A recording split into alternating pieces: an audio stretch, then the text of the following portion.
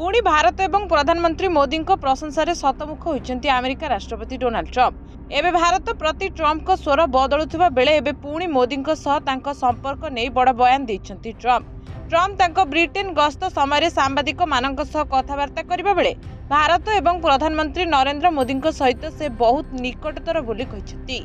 Trump कहते मु भारत एवं प्रधानमंत्री मोदी सहित बहुत निकटतर, आमर बहुत भल बंधुता अच्छी। ट्रंप को मंतव्य एपरी समय आसी जेतेबेले यूरोपीय माटी छिड़ा होई से यूरोपीय देशगुड़िक रूसीय तेल किणवाई समालोचना करछंती। ट्रंप जुक्ति देथिले जे जदि यूरोप रूसिया तेल किणवा जारी रखे तेबे यह मस्को को अलग करिवार प्रयास को दुर्बल करिथाए। यूरोपीय देशगुड़िक समालोचना करी ट्रंप कहते मु जाने जे यूरोपीय देशगुड़िक रूसिया विपुल परिमाण में तेल किणुछंती एवं जेपरी आपण जानती मु प्रधानमंत्री मोदी एवं भारत सहित बहुत निकटतर, मु तांको सहित संप्रति कथा होतिली एवं तांको जन्मदिनर शुभेच्छा जणाइथिली।